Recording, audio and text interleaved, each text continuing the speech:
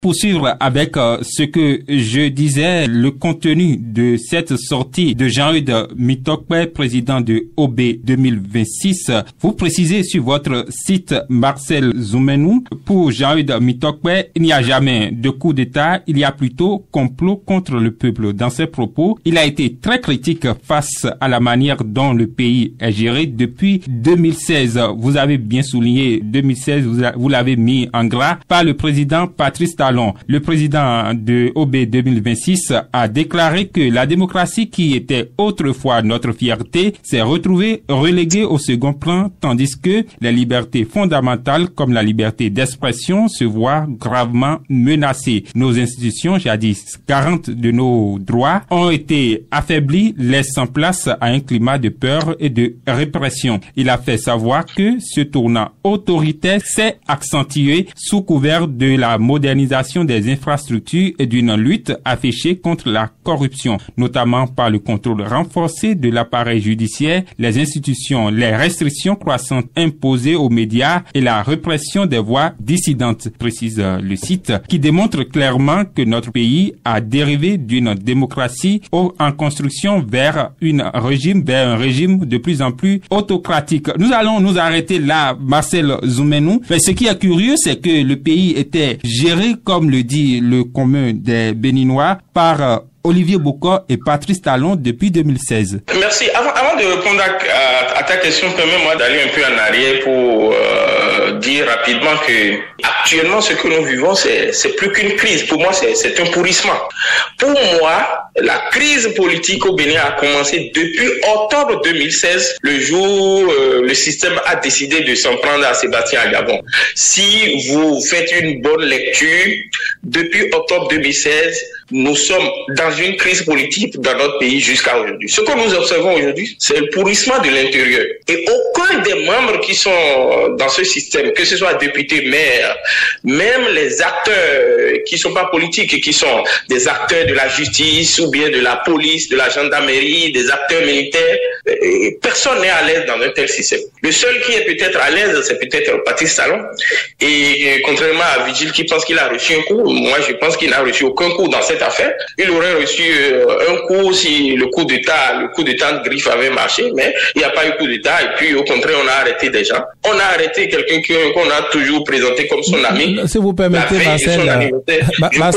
Marcel, si vous permettez, non, de mon point de vue, qu'il ait eu coup d'État ou pas, il est obligé aujourd'hui, n'est-ce pas, de se séparer de tant de monde. Il est obligé, n'est-ce pas, de se séparer de son duo d'Olivier Bokor. Donc ça n'a pas dû être facile. S'il pouvait s'en passer, sûrement, il se serait passé de cela et obtenir, n'est-ce pas, ce qu'il voulait, son objectif. Donc sans doute, il doit être dans la douleur d'une manière ou d'une autre, qu'il ait véritablement eu coup d'État ou pas. C'est ce que je disais. Ok. Là, je comprends mieux. Maintenant, pour revenir à la question de Edouard, oui, moi j'ai été surpris, fort heureusement, du discours tenu par Jean-Eudes Mitokpe, qui officie pas en tant que journaliste cette fois-ci, mais en tant qu'acteur politique, puisqu'il est l'un des responsables de OB 2026. Et un discours qui rejoint le discours que des gens comme moi, des gens comme Vigile Awance et bien d'autres acteurs politiques tiennent dans le pays depuis 2016, le discours pour lequel les gens nous ont étiquetés comme des opposants de Griffe. Dans lui-même. Moi, je suis heureux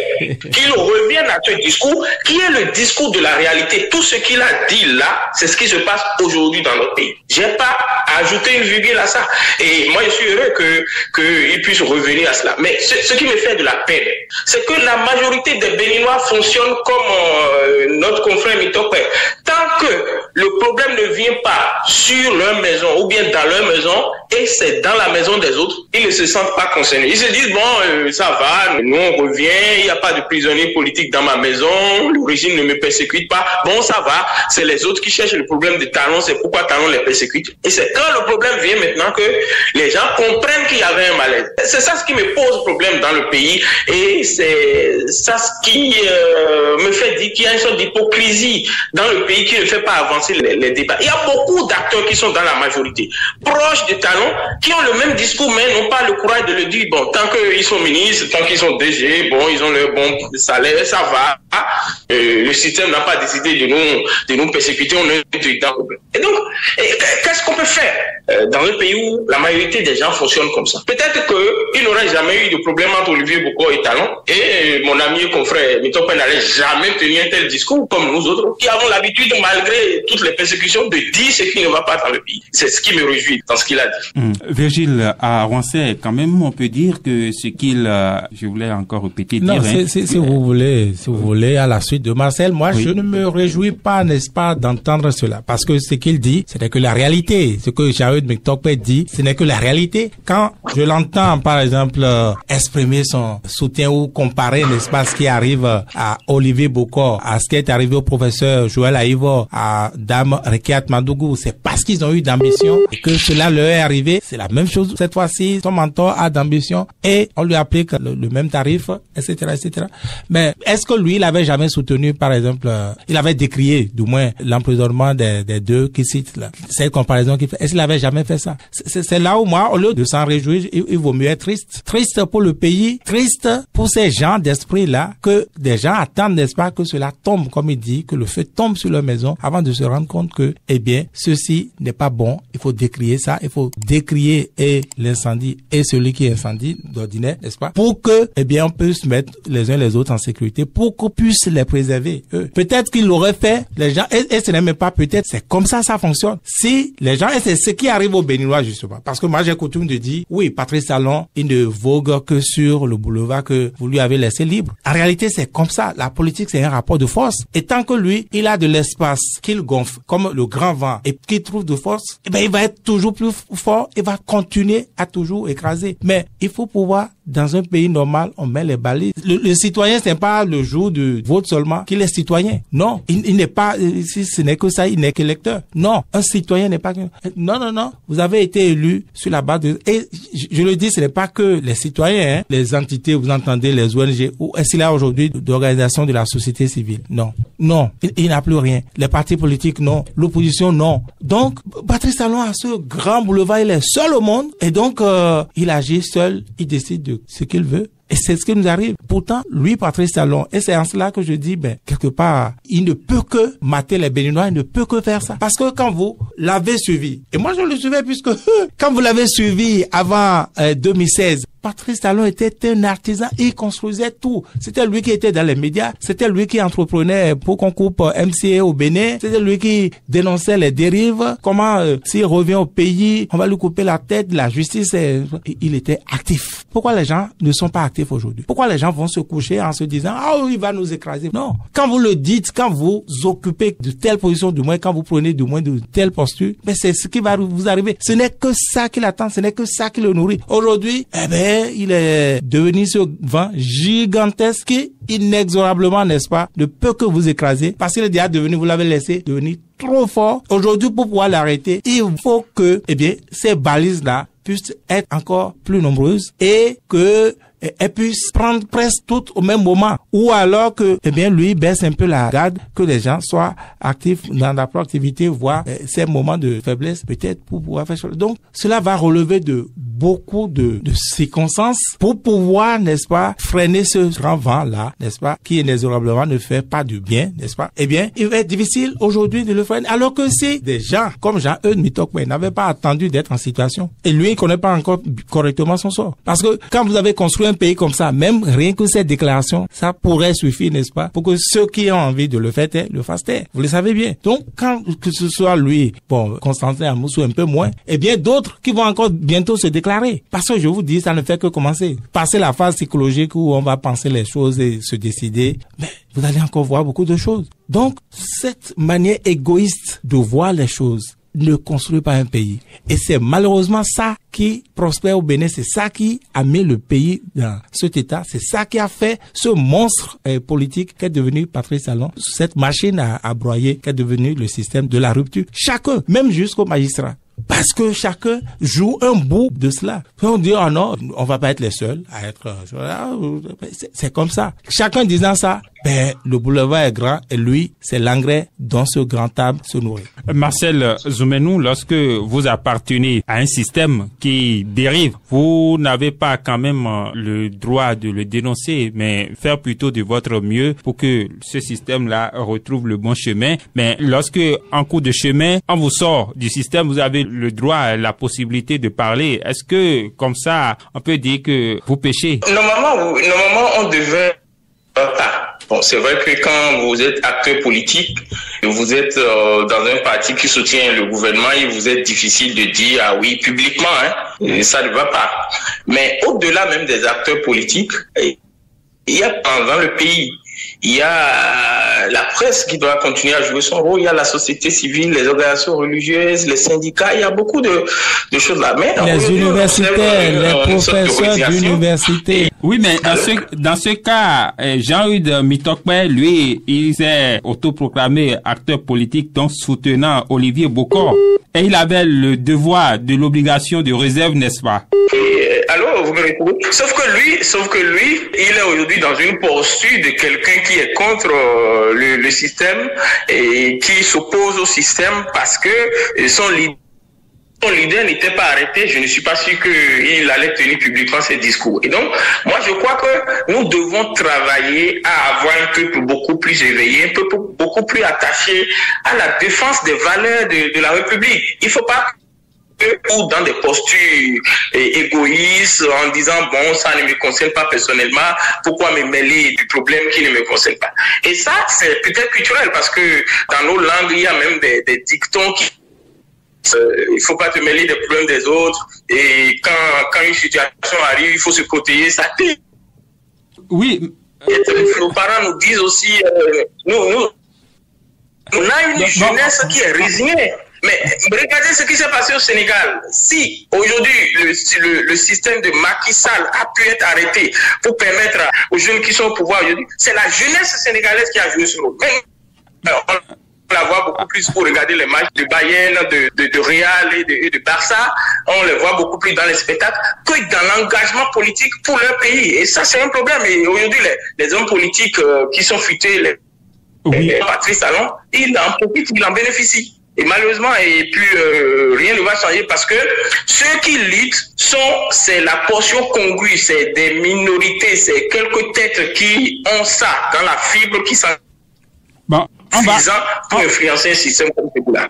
On va vous revenir, espérant que la connexion se rétablisse. Virgile Arouansé, ce que je disais, c'est quand même que il faut faire la différence entre Jean-Eudes Mitokpe Andrif, membre de la mouvance présidentielle, et maintenant Jean-Eudes Mitokpe qui se retrouve à la porte, peut-être, de l'opposition. Lorsqu'il était là-bas, il avait quand même l'obligation de réserve qui t'a fait de son lobbying pour que les choses s'améliorent. Je suis d'accord que quand vous êtes dans un parti politique, vous ne prenez pas la parole à tort et à travers, vous n'allez pas décrier publiquement les choses, mais, je dis bien, mais, vous n'allez pas non plus quand vous n'êtes pas d'accord prendre le contre-pied de votre opinion publiquement. Et c'est justement là le problème avec eux. Voyez-vous? Moi, je ne me fais jamais d'illusion qu'un journaliste atterrisse en politique. Pour moi, je le considère comme un politique désormais. Il est même pire que les politiques parce que le journaliste atterrissant en politique, il va user de ce qu'il sait en journalisme, des données qu'il a en journalisme, ce qu'il connaît du monde des médias, n'est-ce pas, pour aller travailler avec les politiques et donc vous affaiblir. Donc, il est plus dangereux pour vous qu'un acteur politique. Voyez-vous? Donc, moi, je ne me fais pas d'illusion. Ce dont il est question, n'est-ce pas, c'est que ce soit eux qui embouchent cette trompette de justification ou de dénigrement de ceux qui dénoncent, n'est-ce pas, les entorses aux libertés publiques, les répressions, les brimades, les injustices et tout le reste. C'est ça le problème. Et c'est bien souvent ce qui arrive et c'est le cas de ces personnes dont on parle. Justement, moi je ne vais pas donner des précisions si j'en ai, sinon il le sait, il connaît ma position par rapport à ça. Et j'attends, on aura encore plus l'occasion d'en parler. Je ne vais pas en parler sur les ondes. Voyez-vous. Et ça, tout le monde peut le faire. C'est-à-dire quoi? Si vous voyez l'injustice, n'est-ce pas, que vous n'êtes pas d'accord, si vous n'êtes pas d'accord, vous ne pouvez pas aller la justifier. Vous ne pouvez pas aller la défendre. Vous ne pouvez pas aller soutenir ça. La réponse, je dis bien, tout le monde peut le faire, c'est se taire. On ne vous oblige pas à aller défendre, non? C'est se taire. Tout le monde peut se taire, non? Oui ou non? Vous êtes là. Vous ne parlez plus. Tout le monde peut se taire. Voyez-vous? Alors, si on ne se tait pas et qu'on le défend, dans tous les cas, c'est spirituel. Et ça également, c'est notre phase qui arrive aujourd'hui. Regardez-les tous ceux à qui cela arrive. Regardez-les tous. C'est parce que ils ont embauché d'abord cette trompette-là hier. Ce qu'ils ont défendu et ce qu'ils ont chéri hier, c'est ça qui leur retombe sur la tête. Ce qu'ils ont construit, co-construit, c'est ça qui leur retombe sur la tête. Donc, il y a un retour, n'est-ce pas, de la manivelle aujourd'hui. Il y a comme une phase spirituelle qui est enclenchée et cela va aller en s'accélérant. Cela va aller en s'accélérant. Ceux qui vont être un peu, on va dire, sauf, c'est ceux qui sauront se taire et ont encore le temps de se rattraper. Je vois certains dans le pays. Regardez-les bien, c'est bientôt leur tour. Je les vois dans le pays, c'est eux qui s'agitent, c'est eux qui donnent la parole, et qui sont dans l'activisme de justification de ceci. Regardez-les, commencez par noter et commencez par prendre date. C'est eux, ils vont faire partie de la vague. C'est comme ça, c'est une phase spirituelle inexorable. Voilà. Alors, Marcel Zoumenou, mais sans s'alarmer, je dis ainsi, sans s'alarmer, on peut dire c'est commun au fin de tous les régimes. On a connu Boni Yayi, on a connu Mathieu Kérékou, pour ne que citer ces deux exemples, que les acteurs même de ce régime-là se retournent contre le chef de l'État. Non, mais je crois que c'est une ambiance de fin de règne, une ambiance. Finalement, il faut reconnaître que dans notre pays, nous sommes victimes de notre hypocrisie. Et comme Vigile le disait tout à l'heure, on aurait pu éviter tout cela si on les organisait. Et que ce que nous observons aujourd'hui, qui est regrettable, c'est que cette résignation-là, pour laquelle beaucoup sont mis, risque d'être préjudiciable pour eux. Du mandat de Patrice Talon, il aura qui sont en train de quitter le pays déjà juste. Et ce que nous observons, c'est une ambiance de fin de règne, c'est une fin de cycle, et qui est renforcée par le fait que on a laissé un qui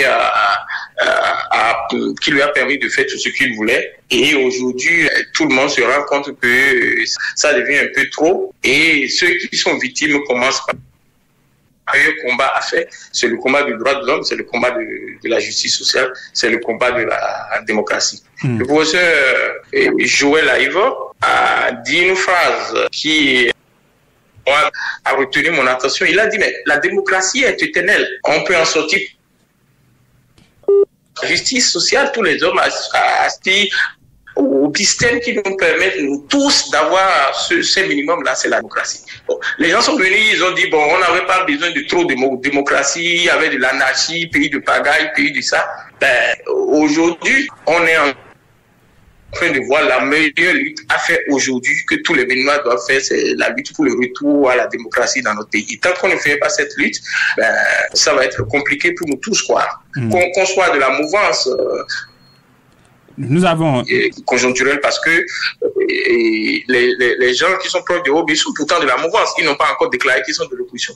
Mais ils tiennent aujourd'hui des discours d'opposants parce que quelque chose leur est arrivé et sûrement demain ils vont devenir opposants. Donc ceux qui sont dans on va vous permettre de revoir votre position, mais le contenu du message est bien saisi. Nous allons faire le dernier tour de table. Je veux me poser deux questions et vous laisser opiner en quelques secondes.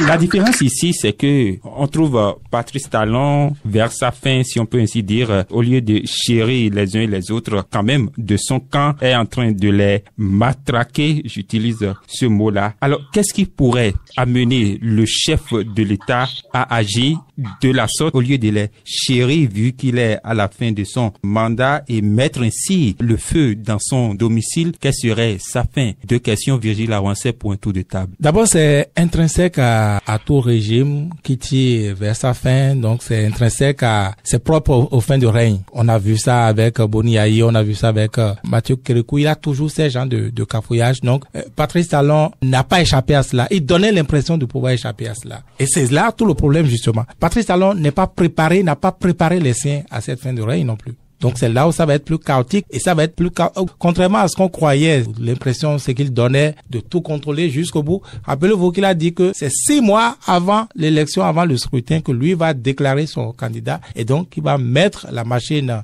en branle à la mouvance. Sinon, il n'a même pas nuancé. Il va mettre la machine en branle pour que les gens commencent pas, n'est-ce pas, entre guillemets, faire la campagne ou faire déclarer leur candidature. Voyez-vous jusqu'à quel niveau on personnalise un pouvoir, le pouvoir exécutif.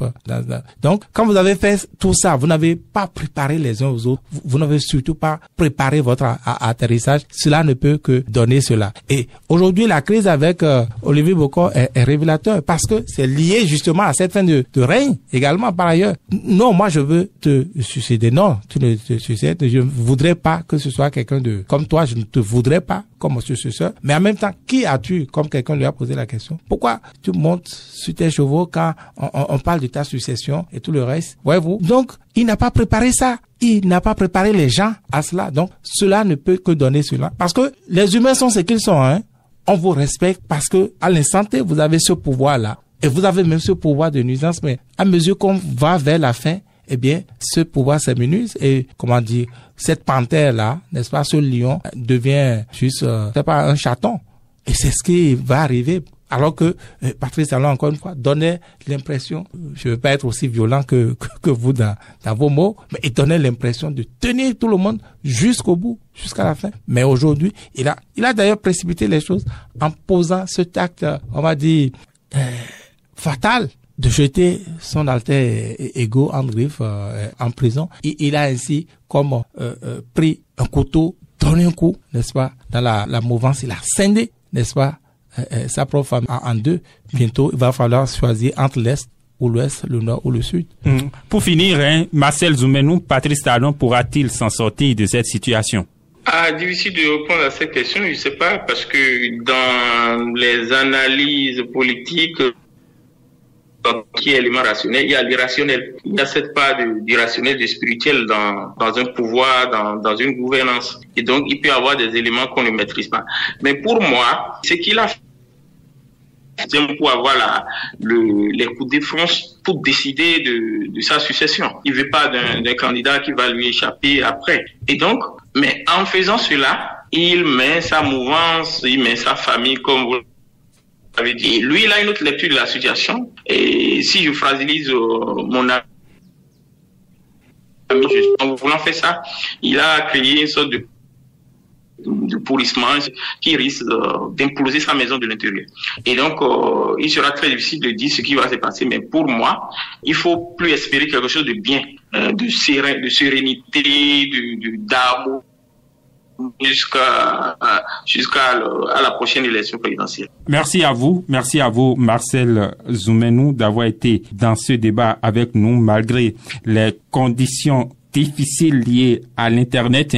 Merci à vous. Je rappelle que vous êtes du journal. Merci.